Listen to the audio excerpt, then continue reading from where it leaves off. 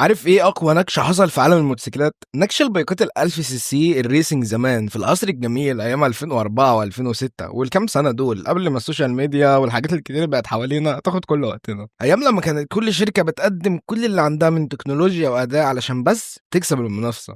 وانا اسلام، وفي الفيديو ده هكلمك عن واحد من الموتوسيكلات اللي خلى المنافسه صعبه قوي على الاخصام، وهوندا سي بي ار 1000 ار ار. من زمان وهوندا كانت مسيطرة على عالم الموتوسيكلات وخصوصا فئة السوبر سبورت، لكن مع بداية الألفية الجديدة المنافسة بقت أصعب من أي وقت فات. فياماها كانت منزلة R1 وكان نازل بقوة ووزن خفيف وأحصنة كتير وقتها، والجيكسر 1000 من سوزوكي كان عامل قلبان خفيف برضه وسريع. زد اكس 10 ار من كawasaki كان مرعب بمعنى الكلمة في الوقت ده، وكنت لسه منزل عنه فيديو عن البايك ده بتكلم فيه عن تاريخه كامل. صدقني يبقى فايتك كتير لو ما شفتوش، هتلاقيه في القناة، واعمل لايك واشترك وانت في الطريق. هوندا قررت ترد عليهم بحاجة تخليهم يفكروا 1000 مرة قبل ما ينافسوا، وكانت النتيجة سي بي ار 1000 ار ار فاير بليد. سنة 2004 هوندا قررت تدخل الحرب، وكانت النتيجة بايك خفيف قوي ومستقر بشكل رهيب، ارقام قويه واداء اقوى على الطريق بشهاده كل اللي جرب البايك ده. 4 سلندر 1000 سي سي 172 حصان، وعارف كان كام كيلو؟ كان 180 كيلو تقريبا، يعني نسبه وزن لقوه مجنون حرفيا. وده كان اخف بفرق من المنافسين. علشان تعرف الفرق، فياماها ار 1 كان 185 كيلو وزد اكس 10 ار كان 190 كيلو، وكل ده في الجيل الاول بس من سي بي ار 1000 ار ار. واضح ان هوندا مش جاي تهزر بالبايك ده. اول جيل نزل كان خفيف سريع ومتوازن بطريقه تخليك واثق فيه 100%، عامل زي صاحبك اللي انت عارف انه شاطر في حاجه معينه ومش بيغلط فيها. والبايك ده هو صاحبك اللي مش بيغلط في اي ملف او منعطف، لانك عارف انه ثابت وهيعدي منه باحسن شكل ممكن. خبرة هوندا في سباقات الموتو جي بي بتلعب دور كبير في الشاسيه بتاع البايك ده، لان تصميم الشاسيه مستوحى من بايكات هوندا اللي كانت بتشارك بيهم في سباقات الموتو جي بي، وده اللي خلاه مستقر بشكل رهيب يخليك تاخد المنعطفات بسهوله وثقه. ولو بتسال على التسارع فانت مش هتشوفه اصلا، لانه بيتسارع من 0 ل 100 في اقل من 4 ثواني تقريبا. واو، التصميم وجمال التصميم. البايك ده جه بعد فتره التسعميات زي 954 والحاجات اللي شبهه، فتحس البايك ده كان عامل دايت وخس شويه، فالبايك بقى ارفع واقل في العرض من اي بايك 900 عند هوندا. والديل الرفيع المشهور قوي بتاع البايك ده، والكرسي الرفيع الصغير، والاكزوست اللي تحت الديل بيكمل جمال التصميم بجد. كل حاجه جديده في البايك ده، تصميم الفيرنج اللي في الجنب والتانك، هوندا غيرت كل حاجه وبقت احسن بصراحه من التسعميات. ولو اقيم تصميم الجيل الاول فهديله 10 من 10 بصراحه، تصميم جامد جدا، وكان واحد من اجمل التصاميم من وجهه نظري هو والار 1 في فتره 2004. اي حد هيشوف البايك ده وما عندوش خبره قوي مش هيعرف خالص انه من 2004 وفات عليه اكتر من 20 سنه، بس لسه شكله جامد ويشد العين لحد النهارده، وصوته علم في قلب اي حد بيحب الموتوسيكلات الريسنج.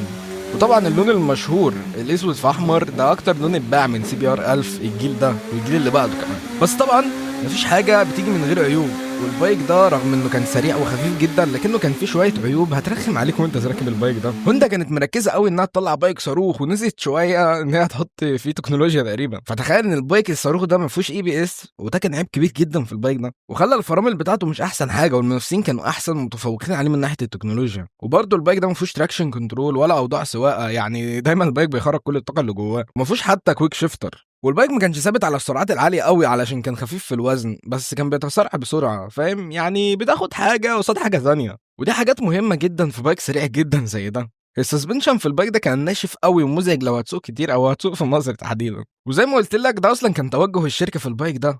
وطبعا المشكله الاشهر والاصعب السخونه، بالذات في الدول اللي فيها الصيف بيبقى حر اكتر من باقي الدول زي دول الخليج ومصر، او في الزحمه برضه كان بيسخن جدا، ودي مشكله في اغلب الموتوسيكلات الكبيره من نفس الوقت ده. بس هوندا غيرت كل ده في الجيل الثاني. هوندا سمعت اراء الناس واشتغلت على تحسين الثبات والتحكم في السرعات العاليه، الوزن بقى متوزع بطريقه احسن، الايرودايناميك بقى اقوى، والتسارع بقى احسن كمان. التحسين ممكن ما يبقاش واضح قوي في الجيل ده لانه الهدف منه كان تحسين وتظبيط المشاكل اللي كانت في الجيل الاول، بس برضه كان في تطوير في الاحصنه.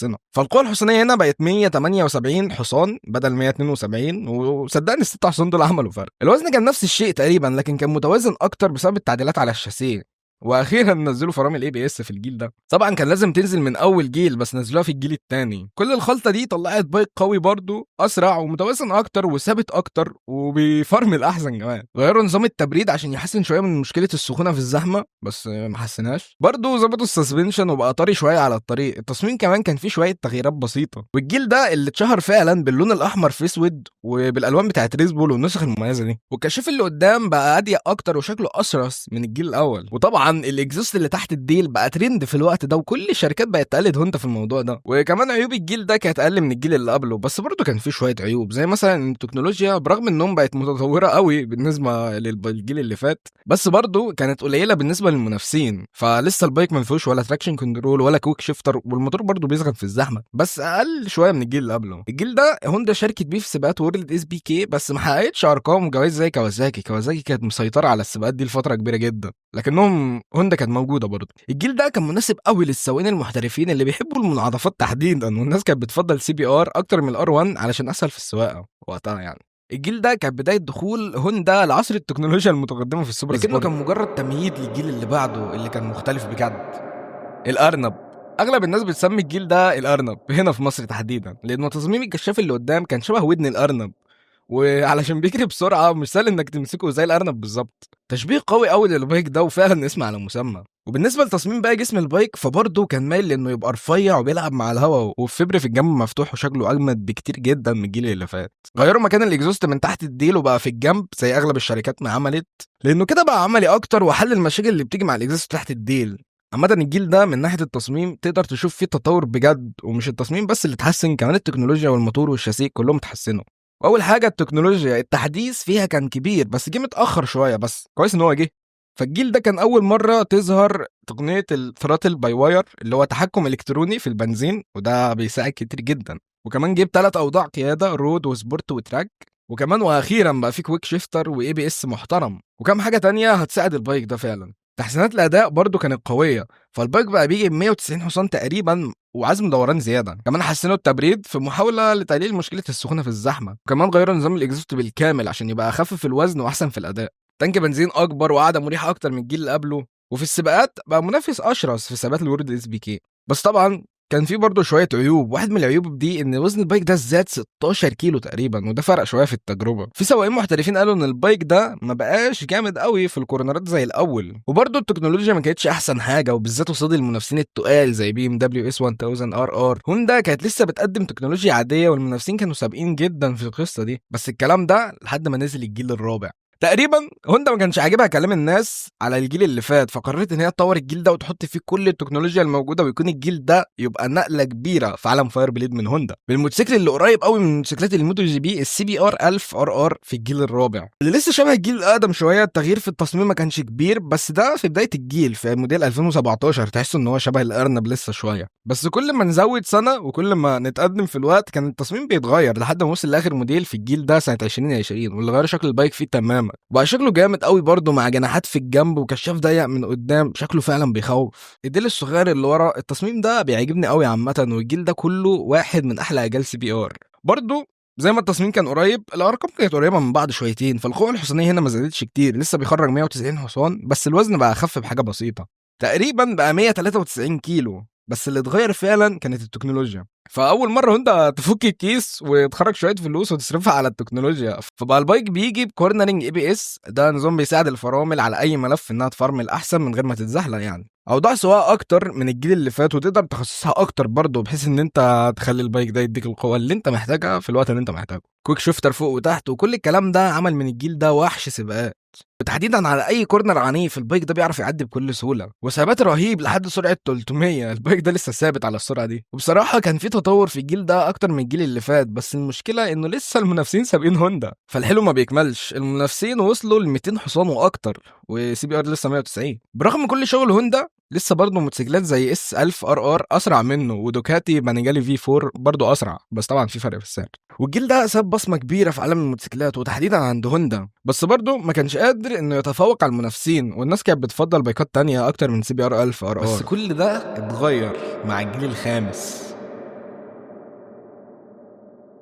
في 2020 هوندا قررت ان هي تقلب الترابيزه على الكل. فاير بليد كان دايما معروف بالتحكم السلس والخفه، لكن المنافسين كانوا بيتفوقوا عليه في القوه الحصانيه، وهوندا زهقت من ده. الحل صنعوا اقوى فاير بليد في التاريخ، سي بي ار 1000 ار ار ار فاير بليد التريبل ار. بس خلينا نشوف الاول ازاي هوندا وصلت لهنا. في 2019 هوندا باظت على المنافسين ولاحظت حاجه خطيره. توجاتي بانيجالي في 4 كان بيخرج 214 حصان، ودي قوه كبيره جدا.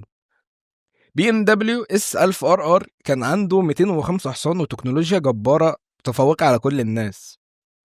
ياماها ار1 كان نسخه طبق الاصل تقريبا من ام1 بتاعت موتو جي بي، وقتها كان السي بي ار 1000 ار ار لسه بيخرج 190 حصان. هوندا قالت لازم نغير كل حاجه من الصفر، وهنا بدات قصه الجيل الخامس، الجيل اللي هيخلي المنافسين يعيدوا حساباتهم. فاير بليد الجديد اعاده اختراع بالكامل، هوندا ما رجعتش تعمل مجرد تحديث، لا دول عملوا شاسيه جديد، محرك جديد، الكترونيات جديده، قوه حصانيه مجنونه. والنتيجه سي بي ار 1000 تريبل ار فاير بليد بيخرج 215 حصان عند 15000 ار بي ام. ارقام دي قويه جدا، وده اقوى موتور في تاريخ فاير بليد كله. 4 سلندر 1000 سي سي بيخرج 215 حصان وعزم 115 نيوتن متر تقريبا. الريد لاين بتاع الموتوسيكل ده عند 15200 ار بي ام. انت متخيل الرقم ده قد ايه مجنون لبايك سوبر سبورت؟ تكنولوجيا مستوحاه من ار سي 213 في اس. ولو مش عارف البايك ده، فده بايك هوندا في سباقات موتو جي بي. جابوا البايك ده، فكوا من عليه الفبر الكتير وحطوا عليه فبرة اقل، وقال لك هو ده البايك الجديد. حرفيا تصميم مستوحى من موتو جي بي لتحسين الايرودايناميك، جناحات كبيره عشان الثبات عند السرعات العاليه، شكل هجومي اكتر وفتحات تهويه اكبر للتبريد، شاسيه جديد بالكامل من الالومنيوم، سوينج ارم اطول لتحسين التماسك عند الخروج من الزوايا، ويل بيس اطول علشان ثبات اعلى على السرعات العاليه. كمان ما ننسيش الفرامل والسسبنشن، فرامل بريمبو اقوى وادق فرامل استخدمتها هوندا في التاريخ كله، سسبنشن رياضي جديد بالكامل وتقدر تتحكم فيه. وهوندا ما بقتش زي زمان، فدلوقتي ضافوا كل التكنولوجيا اللي تتخيلها، كورنرنج اي بي اس بقى متطور اكتر، لانش كنترول عشان يديك اقوى انطلاقه من الصفر، سلايد كنترول بيمنع العجله اللي ورا من ان هي تتزحلق مره واحده، ويلي كنترول علشان تتحكم في الكاوتش اللي قدام وانت بترفع بيه، وكويك شيفتر وحاجات تانية كتير. على الحلبات البايك ده كان وحش في المنعطفات، بس كان محتاج تعديل في الاي سي يو عشان يوصل لادائه الكامل.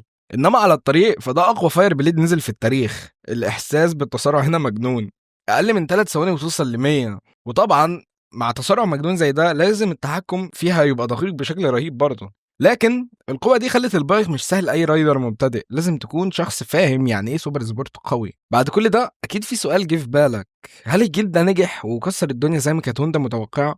وهل بعد كل ده الجيل ده فعلا يستاهل؟ والاجابة باختصار الجيل ده قدم حاجه جديده فعلا وبقى منافس قوي، والشركات محتاجه تحسب له حساب دلوقتي. بس طبعا مفيش حاجه ما فيهاش عيوب، البايك ده كان فيه شويه مشاكل، فوزن البايك كان اتقل من باقي المنافسين كلهم بسبب التكنولوجيا الكتيره اللي بقت فيه. الاي سي يو كان محتاج تحديثات عشان يطلع كل القوه اللي في البايك، ودي حاجه منطقيه، فاكيد مش هينزلوا بايك 215 حصان مفتوح كده على طول. وكمان ده اغلى فاير بليد في السلسله كلها، لكن هوندا قدرت تثبت ان الفاير بليد لسه في القمه. الخلاصه ده واحد من احلى واقوى بايكات السوبر سبورت في العالم، ومحدش يقدر يقول غير كده. وحب المصريين للبايك ده خلاه جزء من ثقافه الموتوسيكلات عندنا، وتحديدا الريسنج. اي حد بيفكر يركب بايك ريس في مصر، اول حاجه هتيجي في باله موتوسيكلات هوندا، وده لو دل على شيء هيدل ان الموتوسيكلات دي بتستحمل وبتعيش عمر طويل وبتفضل بنفس الاداء، ودي اكبر نقطه قوه عند هوندا. وانا شخصيا بحب البايك ده وبايكات هوندا بشكل عام. بس قول لي بقى، انت بتحب انهي جيل اكتر؟ اكتب لي في الكومنتات، وما تنساش اللايك والاشتراك، وشكرا جدا على المشاهده لحد هنا.